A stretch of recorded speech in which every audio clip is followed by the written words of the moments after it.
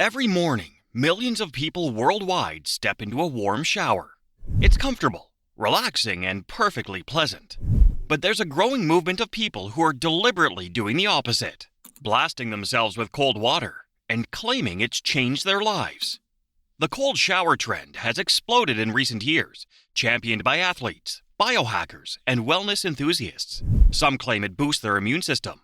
Others say it makes them more alert, helps them recover from workouts faster, or even improves their mental health. But here's the question. Is any of this actually real? Or is it just another wellness fad? The science is surprisingly robust. Cold water immersion triggers a cascade of physiological responses in your body. Your cardiovascular system responds. Your nervous system activates. Your metabolism shifts. So let's break down what actually happens to your body when you subject it to cold water every single day. If you've ever watched professional athletes after a game, you've probably seen them sitting in ice baths looking miserable. They're leveraging a specific physiological response to cold. When you expose your body to cold water, your blood vessels constrict in a process called vasoconstriction. When your blood vessels constrict and then dilate again after you warm up, it creates a pumping effect. Oxygenated blood and nutrients get pushed more efficiently throughout your body. Metabolic waste products that accumulate during intense exercise get flushed out. Cold also reduces inflammation. When you work out intensely, you create microscopic damage in your muscle fibers. The inflammatory response can sometimes be excessive, leading to prolonged soreness. Cold water helps modulate this response, reducing swelling without completely blocking the beneficial adaptations your body's making. This is why athletes use ice baths strategically, after particularly intense sessions when recovery is crucial. Some studies suggest that cold water exposure can help relieve symptoms of depression. The mechanism appears to involve the sympathetic nervous system. When you're hit with cold water, your sympathetic nervous system activates dramatically. Your body releases norepinephrine, a neurotransmitter that plays a crucial role in attention and mood regulation. Cold exposure also sends electrical impulses from peripheral nerve endings to the brain, potentially waking up neural pathways that may be underactive in depression. There's also a psychological component. Successfully completing something difficult and uncomfortable can provide a sense of accomplishment and boost self-efficacy. However, cold showers are not a replacement for proper mental health treatment. They might be a useful supplementary tool, but they're not a cure for clinical depression or anxiety disorders. Cold has been used for pain management for centuries. Cold acts like a natural anesthetic through several pathways. First, vasoconstriction reduces blood flow to affected areas, which decreases swelling. Less swelling means less pressure on nerve endings, which means less pain. Second, cold slows down the transmission of pain signals along your nerves. Your nerve cells don't conduct electrical signals as effectively when they're cold. This is why athletes immediately ice injuries. Third, cold triggers the release of endorphins, your body's natural painkillers. The stress of cold exposure activates your endogenous opioid system.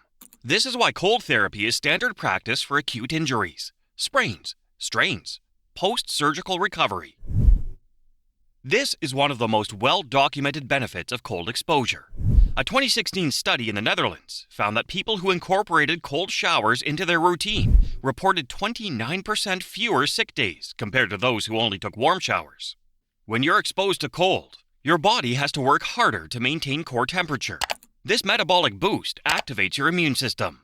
Cold exposure increases the production of white blood cells, particularly lymphocytes and monocytes, which are crucial for fighting infections. Regular cold exposure can also reduce baseline inflammation levels in your body. Chronic low-level inflammation is associated with numerous diseases, so anything that helps regulate this response could have broad health benefits. However, the immune boost from cold showers is modest. You can't shower your way out of poor sleep, chronic stress, or a terrible diet. But as part of an overall healthy lifestyle, cold exposure might give your immune system a meaningful edge.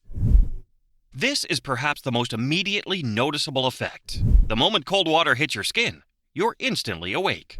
Measurable physiological changes occur. Your respiratory rate increases dramatically. Your heart rate spikes. Adrenaline and norepinephrine flood your system. Blood is shunted to your core organs. This is your sympathetic nervous system activating in full force. Your body perceives the cold as a potential threat and triggers the fight or flight response. Many people report that this alertness lasts for hours after the cold shower. They feel more focused, more energized, and better able to concentrate. Some research supports this. Cold exposure does appear to improve cognitive performance and reaction time temporarily. This is why some people prefer cold showers in the morning rather than before bed. Your body contains two types of fat, white fat and brown fat. White fat stores energy. Brown fat is packed with mitochondria and specialized to generate heat by burning calories. When you're exposed to cold regularly, your body activates and may even increase the amount of brown fat you have. This is called cold-induced thermogenesis. Your body literally burns calories to keep you warm. Adults typically have much less brown fat than newborns, but cold exposure can reactivate it. Studies show that people who regularly expose themselves to cold have more active brown fat and higher metabolic rates. However, let's be realistic. Cold showers won't magically melt away body fat. The calorie burn is real but modest, perhaps an extra 100 to 200 calories. It's a small metabolic edge, not a magic solution. Cold water causes your pores to temporarily constrict, which can give your skin a tighter appearance. It reduces inflammation, which can help with conditions like acne, rosacea, and eczema. Cold water also doesn't strip away your skin's natural oils the way hot water does. Hot showers can disrupt your skin's lipid barrier, leaving it dry and irritated.